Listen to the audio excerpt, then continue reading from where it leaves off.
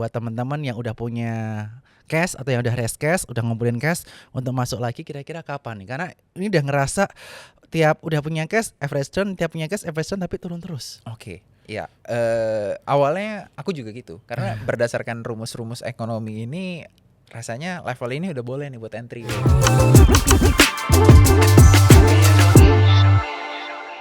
Halo para investor dan trader, welcome to Market Cuts and Clip. Kembali lagi bersama saya Bernardus Wijaya, dan hari ini pada tanggal 5 Juni 2026 pukul 2 siang kita kedatangan bintang tamu yang sangat luar biasa, yakni teman lama aku nih yang udah mulai dari market mungkin sekitar 7-8 tahun lalu ya mungkin ya. Dan siapa lagi kalau bukan Hendriko Garni. Halo Bernard. Halo, Apa kabar teman-teman Hendriko? semua. Baik. Thank Mungkin you udah di-invite. Mungkin bisa ceritain dulu Hendriko, gimana awal mulanya terjadi market sampai saat ini mendirikan komunitas saham berkelas. Oke. Jadi sebenarnya kenal market itu udah dari 2017 ya. Terus awalnya belajar sendiri gitu. Jadi browsing, ngikut beberapa komunitas. Dulu komunitas masih jarang kan gitu kan ya. Waktu itu sempat ketemu Bro Bernard kan ya di salah satu komunitas itu. Terus 2019 baru mulai professional career di financial market. Pertama di Sukor gitu kan sebagai technical analyst gitu. Terus long story short pindah ke equity research dulu di Sukor juga ya. Gitu. Nah, terus baru melalang buana, baru sekarang di asset management. Wow, luar biasa. Jadi sekarang udah jadi fund manager ya.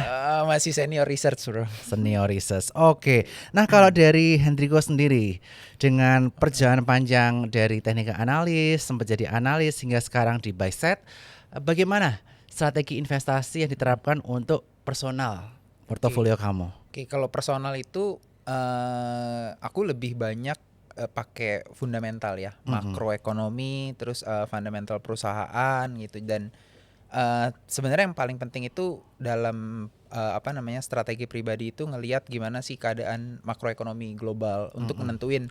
Jadi sebenarnya kita harus beli emiten yang seperti apa nih? Apakah yang punya growth story, apakah yang punya value dalam arti valuasinya rendah, atau gimana sih yang cocok dengan environment investment saat itu. Sebenarnya lebih gitu sih. Oke, nah sekarang aku mau tanya nih, saat ini IHSG udah di area 5692. Kalau secara fundamental nih, apakah saat ini IHSG udah worth to buy atau masih tunggu dulu? Oke, kalau di level sekarang kita ngomong fundamental, sebenarnya ini udah murah, Bro. Oke. Mungkin kalau kita ngomong analogi bangunan gitu ya, kita tuh udah di floor. Oke. Gitu. Cuman masalahnya adalah kalau di kantor kita ngomongnya fragile floor. Kenapa? Iya, kenapa? Karena sebenarnya masalah yang terjadi di IHSG sekarang itu bukan masalah finance. Jadi mau kita ilmu ekonomi, ilmu finance apapun, pasti ketemunya ini murah. Tapi masalahnya yang terjadi adalah krisis kepercayaan. Oke. Gitu. Jadi kalau kita ngomong orang sudah berasumsi negatif, asumsi manusia itu nggak ada yang tahu ujungnya di mana gitu kan. Ketika asumsinya terus negatif dan semakin negatif, ya krisis kepercayaannya makin besar. Artinya IHSG-nya juga makin rawan untuk dijualin, dibuangin gitu kan. Which kita tahu kalau secara teknikal gitu kan, ketika banyak orang yang jualan, itu udah pasti harga akan turun terus gitu kan. Oke, jadi intinya walaupun udah murah tapi floor-nya ini fragile karena ada distrust dari investor terhadap market Indonesia. Nah, aku mau tanya, apa yang menyebabkan krisis kepercayaan nih dari para investor baik lokal maupun asing kaitan mengenai kondisi market Indonesia saat ini? Oke, mungkin long story short semuanya itu kan dimulai dari ambisi pemerintah yang agresif gitu kan. Kita tahu bahkan sebelum perang terjadi pemerintah itu udah punya ambisinya MBG, Kopdes itu semuanya udah mepet nih secara neraca fiskal gitu kan. Nah tiba-tiba negara api menyerang kan, tiba-tiba ribut nih kan global kan, harga minyak spike, otomatis karena kita net importir minyak, kita harus tahanin dong. Gimana nih kalau nggak BBM naik, which is kalau BBM naik secara politik itu kurang bagus. Nah biasanya negara-negara itu dia merelokasi lagi, jadi anggarannya itu dirombak lagi, menyesuaikan dengan belanja baru untuk subsidi BBM ini gitu kan. For konteks ke setiap minyak naik $1 itu tuh fiskal kita kurang lebih jebol sekitar 6 triliun. Wow. Karena pendapatannya dapat 4, tambahan 4, pengeluarannya minus 10. Jadi secara nggak langsung kita harus nahanin 6 triliun tuh setiap kali minyak naik 1% gitu kan. Oke. Tapi yang dilakukan Indonesia, kita nggak mau relokasi. Jadi anggarannya as is plus minyak. Yeah. Which is kita tahu anggaran sebelum minyak aja itu udah mepet banget gitu kan. Akhirnya diakalin lah semua dengan pemerintah, pajak sana sini gitu kan. Akhirnya terjadi namanya ketidakkonsistenan kebijakan. Oke. Kita sebagai pebisnis kan sebelum mulai bisnis pasti ngitung dong return kita berapa, IRR gitu kan, balik modal berapa lama. Tapi belum ada, mungkin ada beberapa bahkan yang belum balik modal gitu ya. Kayak project-project hilirisasi kan beberapa belum balik modal. Tiba-tiba kena pajak sana sini. Akhirnya pengusaha kan mikir dong. Pengusaha yang kena itu udah pasti kena, yang belum kena jadi mikir kan, ntar dulu jangan-jangan gua invest nanti kayak gitu. Ini yang akhirnya bikin investor tidak percaya. Oke. Dan kalau kita di finance ngelihatnya, ketika tidak real sektor itu tidak berani untuk investasi dan datanya di laporan itu kita ngelihat, wah ini bahaya, akhirnya keluar dong semuanya. Karena keluar itu akhirnya semua melemah. IHSG turun, bond yield naik, rupiahnya juga melemah gitu kan. Dan ditambah lagi ketika itu semua terjadi, asing itu mulai pull out, yang terjadi adalah panik dari domestik juga. Jadi domestiknya nih ikut-ikut panik nih. Ketika dia panik, dia konversi juga rupiah aja jadi dolar. Nambah tekanan lagi kan, bondnya dijual pindah, sahamnya dijual pindah, otomatis semua makin bahasa ekonomi mungkin spiraling down ya gitu. Spiraling down, oke. Ya kan, akhirnya semuanya makin parah dan itu ngedrag akhirnya orang-orang yang mungkin nggak tahu apa-apa. Jadinya, ada apa nih kok semuanya melemah? Udah deh, dengar-dengar begini, udah deh, nggak tahu nih datanya apa, ikutan jual. Makin lama makin parah dan kalau didiemin, kita nggak tahu nih sampai kapan. Sampai orang terakhir yang akhirnya tidak percaya itu keluar juga gitu. Ya inilah yang kita hadapin sekarang. Oke, jadi saat ini kita menghadapi krisis kepercayaan karena istilahnya pemerintah ini masih mencari formulasi paling tepat ya untuk mengelola anggaran, di mana saat ini kita melihat oil melonjak dari 65 sampai 70 USD ke kisaran 90-an, kemudian rupiah dari asumsi APBN 16.500 saat ini 18.000.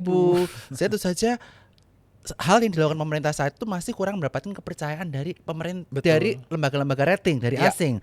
Seperti contohnya S&P, ada Moody's, Fitch yang udah menurunkan rating, outlooknya dari stable ke negatif walaupun ratingnya masih sama. Dan nanti kita akan menunggu bagaimana review dari S&P ya di bulan Juli. Iya, bulan depan, betul. Bulan depan. Oke. Nah, kemudian kaitan mengenai policy uncertainty. Kita melihat di bulan Mei kemarin banyak sekali gebrakan dari pemerintah yang terlalu mendadak dan kurang juknis atau penunjuk teknis yang jelas, yang mengakibatkan market ini bertanya-tanya. Salah satunya royalti, tapi habis itu usulan royaltinya masih ditunda ya, masih belum berlaku. Kemudian yang sudah berlaku itu adalah Danantara Sumber Daya Indonesia. Nah, bagaimana pandangan dari Hendriko terhadap PT Danantara Sumber Daya Indonesia? Iya. Sebenarnya konsepnya bagus, bro. Aku sendiri suka konsepnya karena mungkin kalau digambarin sebagai karakter ya, DSI itu tuh kayak Robin Hood. Jadi dia mengambil dari konglomerat gitu ya, which is konglomerat yang diambil pun sebenarnya yang selama ini melakukan dalam tanda kutip under invoicing, curang gitu ya. Dia ambil untuk dibagikan ke masyarakat kelas bawah karena kebijakannya Pak Prabowo ini kan selama ini sebenarnya populis, which is untuk masyarakat kelas bawah. Betul. Secara konsep bagus. Cuman tadi yang seperti Bro Bernard bilang, juknisnya ini kurang. Bingung dong semua orang. Loh, ini PT DSI jadi apa? Apakah jadi trader atau cuman jadi orang yang memberikan izin atau apa gitu kan? Kalau jadi trader semua orang pasti takut. Kita ambil contoh misalnya dari Glencore atau enggak dari Vitol atau yang trader-trader global deh yang gede-gede gitu ya. Mereka semua itu nggak jadi dalam waktu 1-2 tahun kan. Mereka jadi dalam puluhan tahun yang membentuk. Tapi DSI dipersiapkan kurang dari 1 tahun. Wajar dong kalau investor bilang, bisa nggak nih jadi the next Trafigura, the next Glencore dalam waktu less than 1 year. Wah, karena takut, wah ini kalau semuanya hancur, ini satu ekosistem tambang bisa habis nih. Mm-mm. Akhirnya karena orang-orang takut, udah deh kita tinggalin dulu sektor tambang. Akhirnya kan Iya. begitu semuanya. Betul, karena asumsi liar yang berkembang di masyarakat Iya. ya. PT DSI itu ada yang bilang jadi trader. Cuma kalau rumor yang saya dengar ya, bukan sebagai trader sebenarnya ke depannya. Rumor yang saya dengar tuh ke depannya DSI ini hanya sebagai administrator dan pengawas. Oke. Supaya istilahnya segala pengiriman atau ekspor yang selama ini under influencing itu bisa terlacak sehingga nanti bisa ditentukan harga wajarnya dari situ. Ya setuju. Kalau sampai di situ itu juga memang ada kan rumor-rumor yang mengarah ke sana.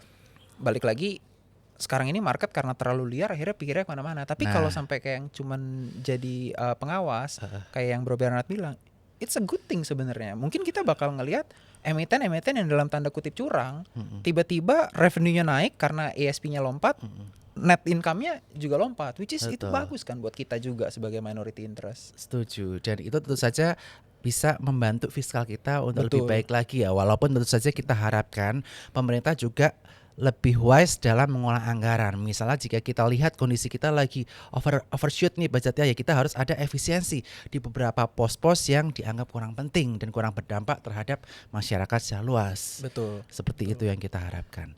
Nah, kemudian ini yang akan kita tunggu-tunggu nih Hendriko di bulan Juni nanti di tanggal 18 dan juga 23 Juni kaitan mengenai market classification review dan juga nanti bagaimana Indonesia ini akan stay di emerging market atau malah turun ke frontier market. Oke. Nah, bagaimana pandangan analisis dari seorang Hendriko Gani? Oke, kalau dari aku pribadi sebenarnya melihat kemungkinan ke frontier market itu kecil gitu. Mungkin probability less than 10% gitu ya. Masih banyak negara-negara lain yang sebenarnya secara bobot lebih kecil dari kita di emerging market yang sebenarnya kalau diturunin lebih make sense ke frontier market. Iya. Cuman kembali lagi ini kan ibarat bola jalan ya. Kalau main bola tuh ini waktunya masih berjalan terus nih kan. Mereka masih review terus. Dengan keadaan yang begini, semoga jangan sampai ya Iya. MSCI merubah pikiran. Oh, Indonesia nih prospeknya jelek nih. Jadinya ya syukur-syukur misalnya cuma downweight gitu. Downweight kan artinya misalnya dari let's say kita bobot 0,5% jadi 0,3. Syukur-syukur tuh. Tapi jangan sampai kan kita keluar dari emerging sampai frontier. Jangan ada lah terbesit di pikirannya MSCI kayak Indonesia nih lagi kurang stabil ya. Kita Aduh, jadi jangan frontier ya. deh. Jangan sampai ya kita sih ya semoga jangan sampai ke situ. Gue juga nggak mau gitu. Cuman kalau secara probability as of now rasanya sih kecil. Kecil, oke. Dan kita juga melihat bahwa asing itu keluar ada cukup besar ya, hampir 70 triliun di pasar reguler hingga year to date, dan juga IHSG udah terkoreksi year to date lebih dari 30% dan dari puncaknya itu udah 35% lebih ya Hendriko ya. Hampir 40% rasanya. Hampir 40%. Makanya ini yang perlu menjadi perhatian kita semua, investor dan juga pemerintah terutama. Dan dalam hal ini kaitannya ketakutan mereka untuk investasi di pasar saham adalah salah satunya kaitan mengenai rupiah. Iya. Di mana rupiah di awal tahun mungkin di kisaran 16,5 sampai 17.000, saat ini udah sampai kisaran area 18.000. Nah, pemerintah ini akan menerapkan kebijakan DHE atau telah menetapkan kebijakan DHE per 1 Juni 2026. Akankah kebijakan ini bisa berdampak positif terhadap rupiah untuk menahan laju rupiah supaya tidak lebih dari 18 ribuan lagi? Oke, I think kalau itu akan membantu. Cuman kalau menahan rasanya dengan kepanikan saat ini itu susah. Karena circumstancesnya sekarang at any cost orang lebih prefer untuk pegang mata uang lain. Oke. Dibandingkan dengan IDR gitu. Jadi it's not about fundamental anymore kan. Ini udah about trust. Orang bilang, "Wah, pegang rupiah nih bocon nih kasarnya nih kan. Mending jual deh, beliin US dollar." gitu kan. Not fundamental at all gitu loh. Itu bukan keputusan berdasarkan fundamental. Ikut-ikutan aja gitu kan. Dengan nutup yang ikut-ikutan itu akan susah sekali. Walaupun DHE-nya ditahan. Oke. Trust-nya itu harus dibalikin dulu. Yang penting. Oke, jadi paling penting adalah kita harus mengembalikan trust atau kepercayaan para investor lebih dahulu kepada pemerintah Indonesia sehingga mereka akan menahan uangnya untuk stay di Indonesia dan malah mudah-mudahan investor asing bisa kembali percaya kepada Indonesia. Dan saya juga dengar rumor nanti minggu depan ini kisaran tanggal 8 atau 9 Juni ada reshuffle kabinet. Tapi ini kita tidak tahu kebenarannya ya, dan tentu saja ini kita harapkan yang mudah-mudahan Pak Presiden Prabowo Subianto bisa memikirkan yang terbaik untuk bangsa dan negara. Jangan sampai kita terpuruk karena kurs kita, karena indeks kita, yang mengakibatkan tentu saja nanti paling dong efek ke real ekonominya. Itu yang kita takutkan.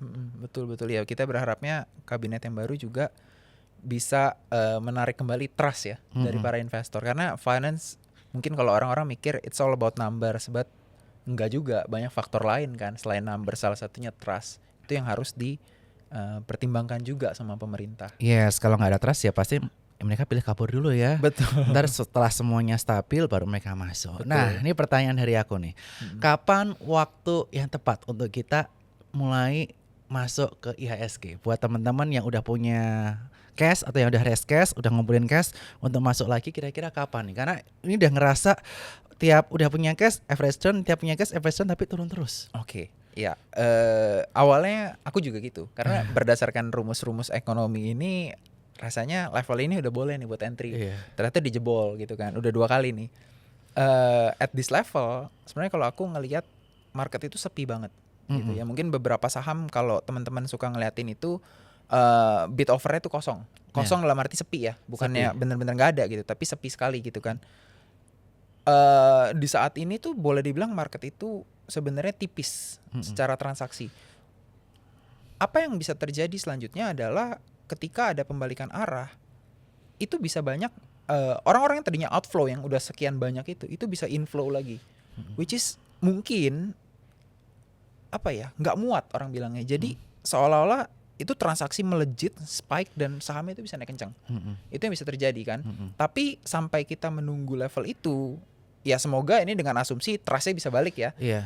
Ada baiknya kayaknya kita wait and see dulu sekarang. Sampai kita melihat bagaimana trust pemerintah mengembalikan trust dari investor. Karena tanpa ada itu, nggak ada bottom yang menurutku, let's say support 5.400, itu pasti jebol juga tanpa ada trust. Ntar support lagi 5.000, pasti jebol juga tanpa ada trust. Kita harus ngelihat ada trustnya dulu. Let's say nggak apa-apa deh kita ketinggalan 1-2 candle, mungkin 3 candle ke atas yang nanti mungkin kenceng-kenceng gitu ya. Tapi kan daripada kita sekarang nangkepin pisau jatuh yang murah-murah, cuman mau sampai mana murahnya gitu kan. Mendingan kita tunggu nanti, nggak apa-apa deh ketinggalan tapi lebih aman kalau aku gitu. Jadi kalau kita yang udah terlanjur ya udah, kalau kita udah siapin cash lagi nih, kita hati-hati untuk masuk, kita tunggu apa aksi nyata dari pemerintah untuk mengembalikan trust itu yang pertama. Dan yang kedua ya kita tentu saja menunggu good news sih, nanti ada MSCI rebalancing di minggu ketiga, minggu keempat Juni, dan mudah-mudahan itu bisa memberikan vibe positif buat para investor asing untuk kembali masuk ke Indonesia begitu. Amin, semoga. Nah, kemudian aku mau tanya kaitannya mengenai sektor yang Bro Hendriko lirik saat ini. Kira-kira sektor apa yang nanti ketika semuanya udah clear, pemerintah udah melakukan action sehingga trust ini bisa ke-rebuild lagi, kira-kira sektor apa yang menarik untuk kita perhatikan? Mungkin kalau dari sektor yang menarik itu menurutku masih komoditi. Karena komoditi ini kalau kita ngelihat global itu semuanya rally gitu ya. Tapi masalahnya adalah di Indonesia sendiri gitu kan sebenarnya. Jadi kalau seandainya memang trustnya sudah didapat, komoditinya rally, dan valuasi beberapa perusahaan ini udah murah-murah, I think itu jadi sangat menarik. Gitu. Hampir semua lah ya kita ngomong ya. Gitu. Nah, terus yang kedua itu kurasa banking itu juga berpotensi. Karena kenapa? Ya mungkin ada beberapa hal yang mengganjal lah ya buat banking. Pertanyaan-pertanyaan seputar fundamental untuk beberapa tahun ke depan. But at this valuation, satu, itu sudah murah. Yang kedua, yang ke depan itu belum tentu terjadi. Jadi ketika marketnya bullish, apalagi banking kita itu sektor leader sebenarnya, menurutku itu jadi satu sektor yang cukup menarik untuk diperhatikan. Dan satu lagi, sebenarnya ini bukan sektor sih, tapi kurasa emiten-emiten yang masih punya growth story, itu masih akan di-prefer sama investor. Sebenarnya kita ini bukannya selesai siklus dari growth story yang kemarin itu, sebenarnya bukannya selesai, tapi ke pause. Pertama karena sebenarnya kalau kita nggak ada MSCI dan nggak ada masalah domestik, kita tuh cuma ke pause karena perang. kita bisa ngelihat ke indeks-indeks luar, semua emiten yang punya growth story di Amerika dengan AI-nya, chipnya dan segala macamnya itu masih lanjut rally. Dan I think cycle itu sebenarnya belum selesai, dan di Indonesia pun emiten-emiten yang masih punya growth story inorganik misalnya itu masih menarik gitu. Oke, jadi intinya sektor kaitan mengenai komoditas dan juga bank ini cukup menarik selama nih dengan catatan pemerintah bisa ngembaliin trustnya, dan yang kedua adalah kaitan mengenai isu MSCI ini juga bisa segera berakhir sehingga tentu saja kepercayaan investor terhadap Indonesia itu akan menjadi lebih baik. Nah, ngomong-ngomong soal komunitas dari Hendrico yang yakni komunitas saham berkelas. Kira-kira apa yang mendasari Hendrico mendirikan komunitas saham berkelas, dan kurikulum apa yang Hendrico sharingkan di komunitas tersebut? Oke, jadi kalau di saham berkelas ini motivasinya adalah karena sebenarnya investor retail itu menurutku lebih less information, dan mungkin secara knowledge itu kan masih belum terlalu paham dengan financial market gitu ya, dengan cara kerja pasar saham misalnya gitu. Di sini itu karena dulu ya aku kan pernah sempat belajar sendiri waktu sebelum join ke Sukor kan. Iya. Aku ngerasain itu gitu kan. Dan aku merasa kayaknya akan lebih bagus kalau seandainya market kita itu tidak diisi oleh fund ataupun kebanyakan trader gitu kan sekarang kan, tapi diisi juga dengan investor-investor yang basicnya mungkin retail, cuman dia itu punya knowledge yang bagus sehingga pasar kita tuh lebih stabil. Iya. Gitu kan. Nah, dari dasar itu aku ngebikin saham berkelas ini, di mana dasarnya adalah kita bukan trader yang tektok, tapi kita ini memikirkan apa yang akan terjadi 1-2 step ke depan. Gitu, dan berdasarkan makro, karena economic cycle itu biasanya dari makro, dan juga berdasarkan company-nya itu seperti apa. Gitu sih. Itu materi yang kita ajarin dan apa background dari mendirikan saham berkelas ini. Wah, luar biasa. Jadi misinya Hendrico itu supaya investor itu menjadi paham ketika kita melakukan pembelian saham, story behind-nya apa, kemudian analisis 1-2 langkah ke depannya seperti apa, serta analisis makro semua dijelaskan di komunitas saham berkelas tersebut. Oke, jangan lupa nih follow saham berkelas dan juga Hendrico Ghani. Nah, closing statement dari Hendrico Ghani. Mengingat market kita outflow masih cukup kencang ya, kemarin udah masih lebih dari 1 triliun rupiah, kemudian IHSG saat ini di kisaran 5692. Apa yang Hendrico ingin sampaikan kepada investor yang sudah terjun atau yang belum terjun juga ke pasar saham? Silakan. Oke. I think at this moment sebenarnya ini persimpangan cacing-cacing naga-naga. Kalau mau ngomong cacing-cacing naga-naga, kayaknya ini deh momen yang tepat, karena kita nggak tahu jujur ke depannya, karena semuanya itu tergantung dari pemerintah, which is kita harus dapat clear dulu nih pemerintah mau ngapain gitu ya. Tapi ketika kita tahu arah pemerintah, sebenarnya ini bisa jadi life changing moment. Misalnya pemerintahnya oke, sebenarnya kita mau begini loh gitu kan, berarti itu tuh bisa semuanya akan balik badan. Dan kalau ingat 3 bulan terakhir di tahun 2025 market itu rally-nya kenceng banget, mungkin ini bisa lebih kenceng lagi kalau seandainya arahnya sudah jelas. Gitu. Tapi kenapa ada cacingnya juga, kalau ternyata pemerintahnya juga masih tidak bisa memberikan kejelasan, jadi cacing kita. Mungkin jadi kepompok, jadi telurnya bahkan gitu loh. Dan ini ya kita benar-benar di persimpangan ini dengan, kalau boleh bilang probability, mungkin 50-50 ya gitu. Ini momen yang menentukan dibandingkan dengan ilmu makro atau fundamental atau technical. Rasanya portfolio management itu jadi hal yang paling penting buat investor di momen-momen saat ini. Gitu sih kalau menurutku. Jadi ini menjadi momen untuk menjadi cacing naga-naga karena masih ada uncertainty. Kalau misalnya kita bet kemudian ternyata pemerintah melakukan restructuring atau reformasi, ini menjadi hal yang baik. Tetapi kalau masih begini-begini aja ya bisa menjadi telur, itu kata Hendrico.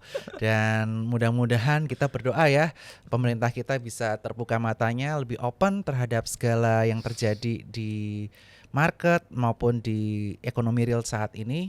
Mudah-mudahan bisa mengolah fiskal dengan baik, currency dengan baik, mengembalikan trust investor, sehingga tentu saja Indonesia bisa emas ya, seperti yang ingin Emas. dicapai oleh Pak Prabowo, Prabowo. Indonesia Emas 2045 itu Amin. bisa tercapai. Amin. Terima kasih Henrico untuk Thank insight yang luar you. biasa dan keep update dan tentang kabar market terbaru dengan market cut and script selanjutnya. Jangan lupa subscribe, like dan komen video di bawah ini. Terima kasih. Bye bye.